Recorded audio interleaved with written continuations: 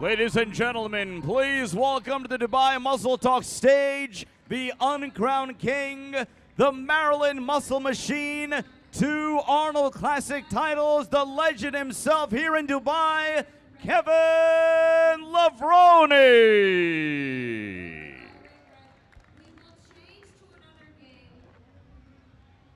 Wow, wow, wow. So, Kevin, as long as you have been in bodybuilding, as a competitor, now as a businessman, traveling the world, we're in the year 2025, and you look out into this crowd.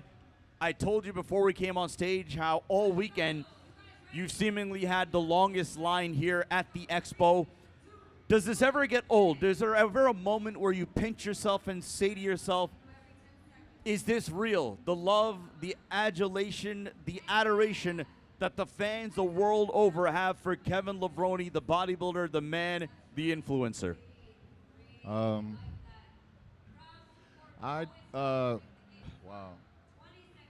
Talking about the fans, I always say that it's like a family, right?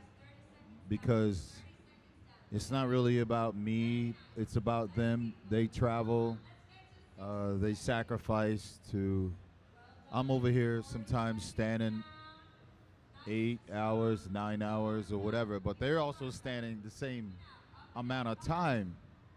And so I'm not gonna leave until the last person. And I made that commitment to my fans that if I'm there and they come to see me, they're definitely gonna have a chance to see me. I'm not gonna come for 1 or 2 hours and leave.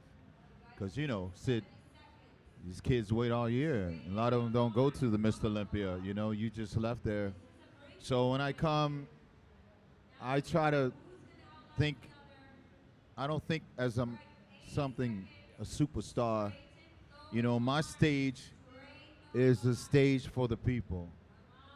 It's for the people, you know, and not a lot of human beings want to give you their platform because they don't want you to rise above them, you know. So my platform is for the people because God gave me that platform for the people. So I try not to let it be about me.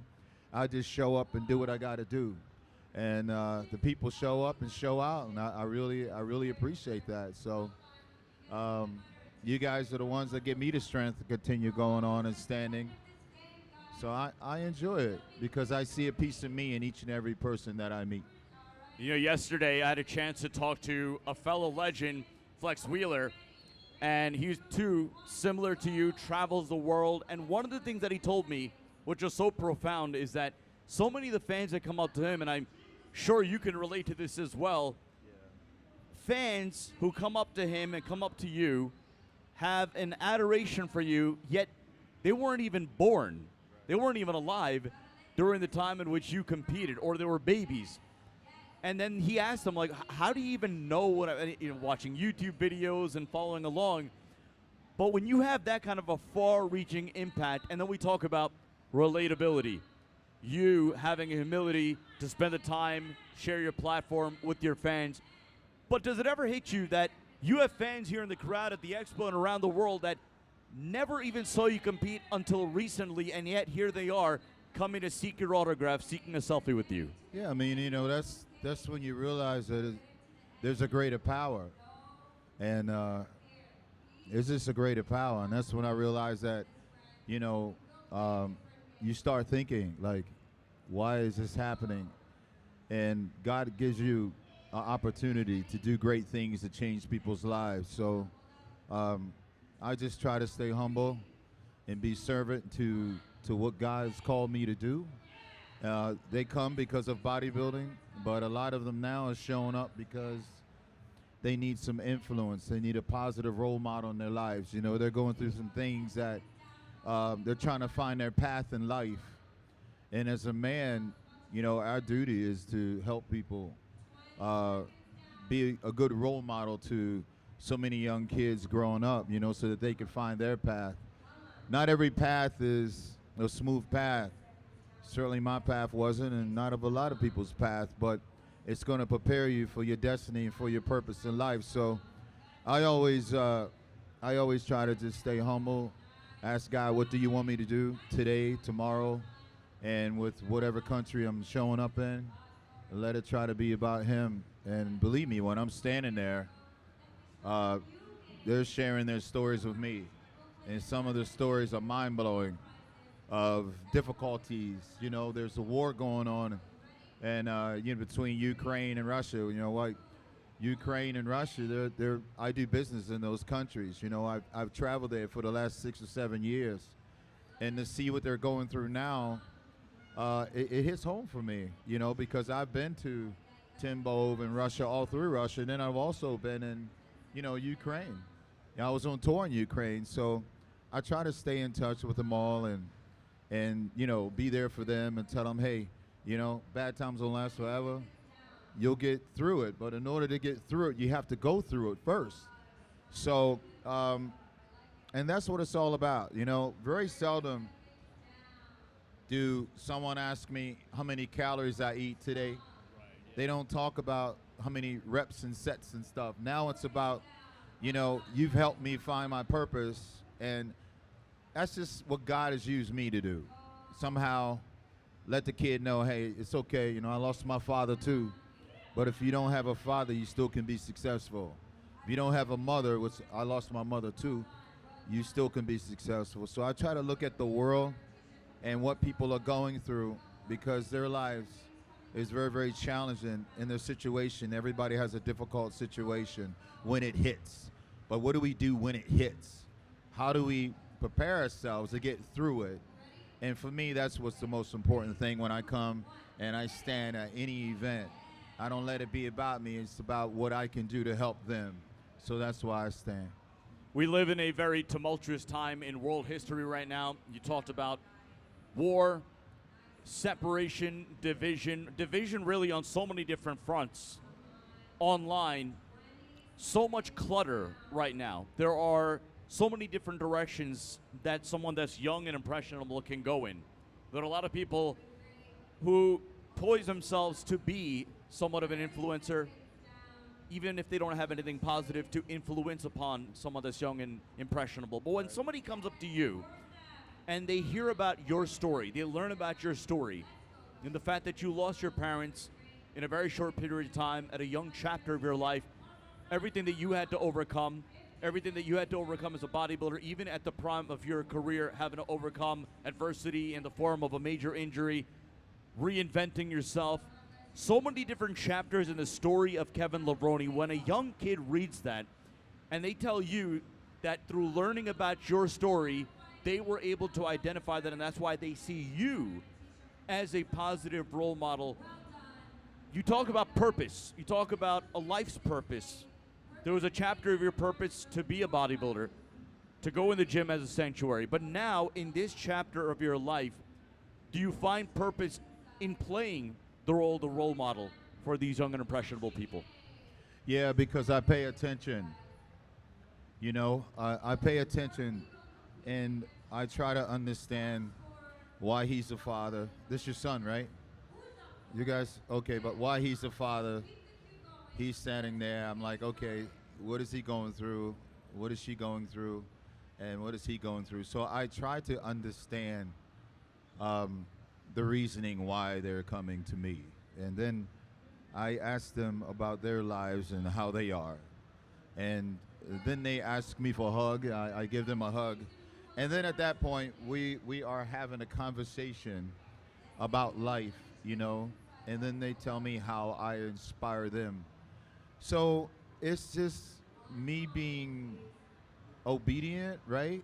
And not letting myself think that a trophy or anything or glorified or anything. Now, that was a platform. Don't get me wrong. Like, bodybuilding is an amazing platform because we get a chance to travel around the world. And it's probably one of few American sports that are in every country around the entire world that everybody does is working out. My history speaks for itself, but the most important thing is what am I doing with what I've learned and what I've gained? Am I just keeping it home, looking at my trophies, glorifying myself, or am I out here giving and serving and doing what I need to do continuously, you know, for God, changing lives, you know? And I'm not going to sit here and I'm not a super religious human being, but I'm smart enough to know that there is a God, and God has given me this opportunity, and if I could change your life, your life, or your life, or your life because of what I went through, I'm going to do it. You know, so I'm just a vessel. That's where I wanted to go next, because we talk about the role of God in our lives. Now, Dubai being a place where you have a lot of different faiths, at what point did you find purpose, or did you find that you were a vessel of God, and that at a certain point you found comfort in God's will, that God had a plan for you and how it played out in your bodybuilding career, and that through all your ups and downs in life as a young boy, adversity in bodybuilding, and then eventually when you look back at your bodybuilding resume, that was all part of God's plan for you? At what point did you embrace that? And then at what point did you realize, whatever your level of religiosity may be, that there is a God, He has a plan for you, He has a plan for all of us, according to our beliefs, and that you do serve a mission that is greater than yourself?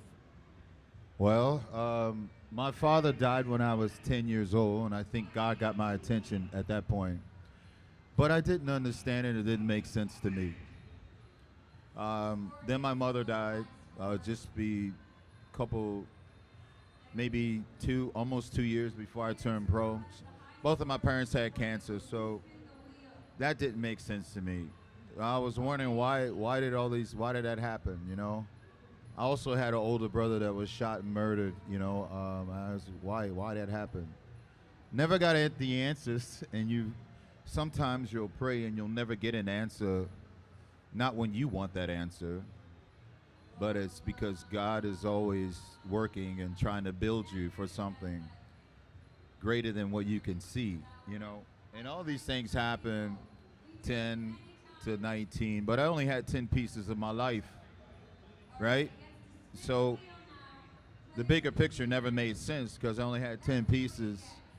And again, you know, they say the average life span is 78 or maybe 80 nowadays. So now that I'm 61 years old, I have the pieces because I now can see, Sid, that at 10 years old, God was building me for something greater, the hope, the believe, and I held on, and now I have 61 pieces. So if I didn't go through that, I wouldn't be Kevin Levrone that the world knows. Because of my father died, I started getting into working out, doing push-ups. I was 10 years old, but that was my outlet. And then my mother died from cancer. I really got into studying how the body works and eating right and everything. And I didn't want to get cancer because both of my parents had that. So again, when you think your life is falling apart, it's falling into place. Now I got 61 pieces because if my mother and my father never died, I would have never got into working out. Again, like I said, the world would not even know me right now. So everything happens for a greater reason and a purpose if we just hold on, wait, right, and pray. And now it all makes sense to me. Now I'm like, okay, wow, that happened because God was preparing me for bodybuilding, but that bodybuilding was going to be a vessel to be here today, to travel 20-some different countries in the world and stand 8-9 hours, you know, and tell people, hey, no matter what you're going through, the bad times don't last forever. As long as you never give up, you'll never lose. And I'm talking that because I've been through it, you know. So as long as we never quit, we will find a purpose in our lives. Now it makes sense to me. Didn't make sense to me when I was 10 years old and I buried my father on Christmas. You know, I was angry, I was pissed off, but God got my attention and it all makes sense. And when I talk to some of these kids out here, man. They don't have parents, you know. Some of them lost their father because of the war. I can relate to them, you know, and it hits home for me. So I know my parents are with me, and this is why I do what I do, man, because it's also therapy for me, you know, and I wouldn't give it up for anything in the world, and a trophy can't replace, you know, what I have today. So We talk about finding purpose, and the truly beautiful thing about bodybuilding and weight training, going into the gym, is that people find purpose. People find purpose in going to the gym. You yourself found the gym to be a place of sanctuary for you, a place of safety for you. And then you parlay that into a bodybuilding career. You learn how to eat correctly. You had a purpose for everything. And now, as a businessman, as somebody who is positively influencing the lives of millions, you found a purpose in that. When you talk to others about finding their purpose, there are many of us who do what we do on a daily basis, but perhaps we don't truly know what our purpose is. How do you go about telling somebody how to find their purpose? my advice to them would be just spend alone time, you know. I spent a lot of time alone, away from distractions, you know, away from negativity, away from what the world wanted to offer me. Just spending a lot of time alone by yourself and seeking your inner being and how you feel about every situation that you come in contact with. And then what'll happen is you'll see yourself start to gain strength in your weakest moments. But you can't do that when you're in a crowd. You know, God doesn't really show up in a crowd. You know, it's when we are in those solid places alone, away from everyone else. You know, like when Moses, we know Moses, but he had to go to the backside of the mountain in order for God to speak to him. Sometimes you got to go in the wilderness, you know, like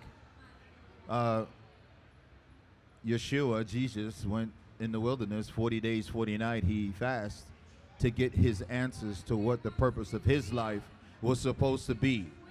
You see, the nightclubs, the parties, and all of those things is not where you're going to find your purpose in life.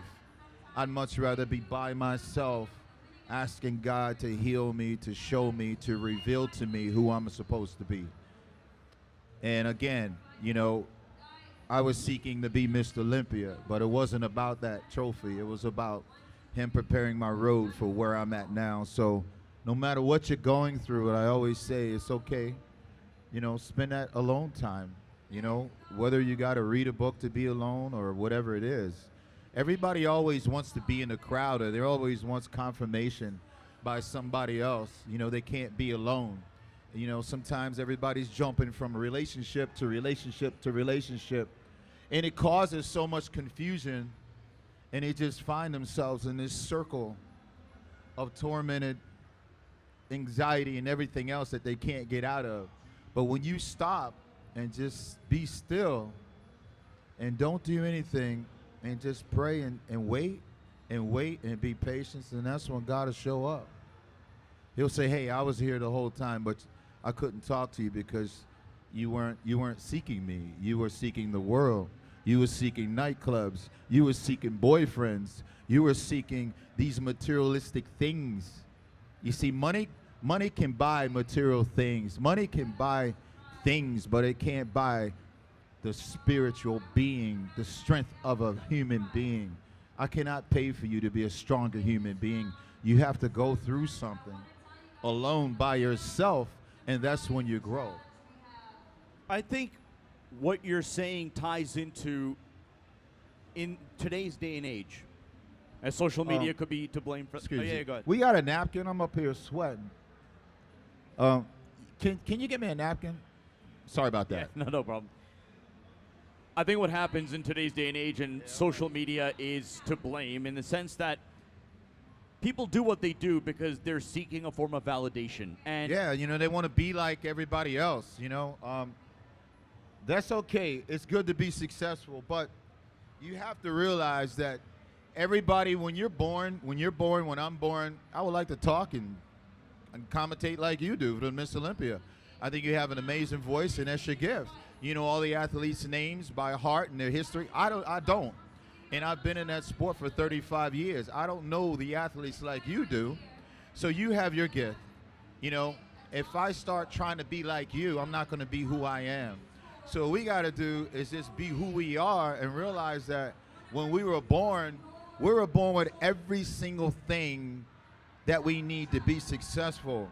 It's that when we try to be like other human beings, when we don't find our way, where it's going to take us 15 extra years, 10 extra years, or 3 extra years instead of copying off of you, right?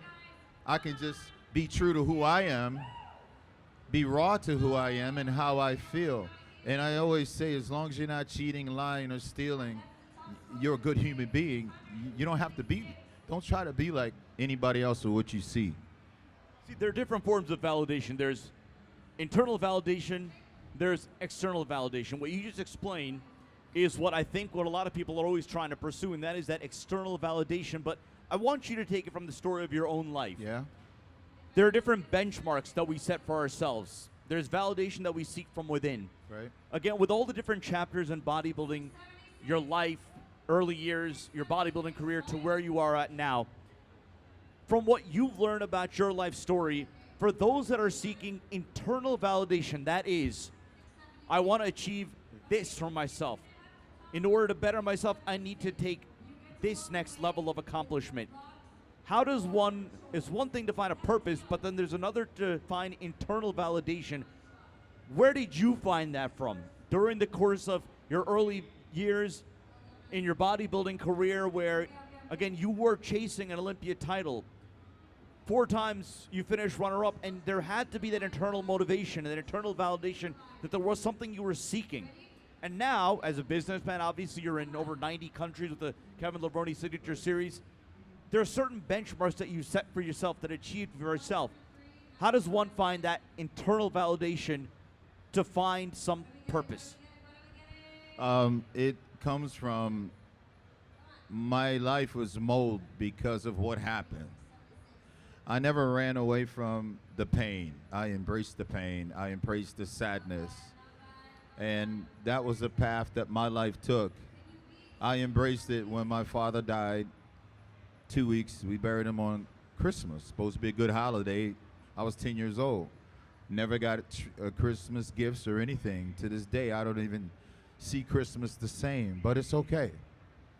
You have to be okay with what you're dealt with in life and internalize that, because those moments, it made me who I am now. That's why I stand. So that's just one. And then when my mother, when she died, I was 19 years old. She had cancer for 6 years. She didn't even tell us until it was the last few years of her to live, because she didn't want to hurt, her kids. It was 6 of her. I had 3 brothers and, 3 sisters. So I think about the things that she said. Kevin, do more for other people than you do for yourself. She was a giver. And these are the things that I think about. And you can't make those moments perfect. Those are the moments that's going to make you perfect. You find your perfection in your pain. And it's okay. No matter what you're going through, any of these human beings here, no matter what you're going through, you just have to survive that moment. And that moment is going to prepare you for greater moments. You see, I wouldn't change the fact that my parents are gone. Of course, I would love to call them up and hear their voice. I haven't heard my father's voice in 10 years. But it makes me who I am. And I have passion and love for people. And I respect life because of that. And that right there, that pain or whatever it was, it helped me be who I am. So I embraced it. you know, and never try to change who you are. If you're in a relationship and somebody's trying to change you, then they don't love you. I have a son, you know, and I love my son, but I can't expect my son to be who I am. I can just protect him and guide him and lead him, but I can't expect to change who he is. Pain is okay, you know. It's all right. So it's because of that. It's because of who I am right now. So it's all good. I wouldn't be doing my job if I didn't at least bring up some bodybuilding wrinkle into this conversation. You know, everything you've talked about relates to a plan for each and every one of us, circumstances that we've had to overcome, circumstances that we've openly questioned, why is this happening to me? In your life, again, I go back to, from the bodybuilding perspective, one question that I always had for you, that I never had an opportunity to ask you. We've seen your era with dynastic bodybuilding runs, the era of Dorian, the era of Ronnie. If you had defeated Dorian in 1992, obviously we can't get back into a time machine and go back then, but if you think back to that era, had you won that show, would Kevin Levrone have gone on a dynastic run, or would you have, at a certain point, said to yourself, I've achieved this mission in my life, now it's on to another chapter of my life? I wouldn't have competed no more. 1992, if you won the Olympia, you would have retired at that moment. I would have stopped. Definitely. Why? Because that was my goal. That was my goal. But it wasn't a plan that God had for me. So, you see, what you want isn't always what God's purpose is for your life. So you can want things, but it's not what really is best for you. If I had won the Mr. Olympia one time, I wouldn't be here right now. I wouldn't be called the uncrowned king. I would have never kept going back and becoming 4-time runner-up. I would have never went to Spain, Italy, Germany, France, Russia, Holland, Czechoslovakia competing. And I went and I won all those shows. It's because I never won the Mr. Olympia, so the world wouldn't even know me like they know me now, because it would have been over in 1992. But again, see, God had a different purpose. It wasn't about me being Mr. Olympia. It's about me being who I am now for the people, right? Well, I could say this on behalf of not only the bodybuilding world, but your millions upon millions fans around the world. God had a plan. The plan came to fruition, and you stay as one of the most positive role models and influences in these people's lives. They know you as the uncrowned king because they truly see you as such, and they see you as such a footprint for what they want to follow. For someone that went through so much in their life, who found purpose, who answered his own questions as far as why something was happening, found a way to overcome. And I think in the ultimate grand scheme of things, of human evolution, human development, somebody's purpose of life, I think ultimately that's exactly what they want to be. And I think that's why they find so much relatability in you. Yeah. Embrace who you are. Don't change your thoughts and what you really feel, because it's the truth, is who you are. And respect and love yourself. Ladies and gentlemen, everybody here, please rise. A standing ovation for the uncrowned king, the Maryland Muscle Machine, the legend himself, Kevin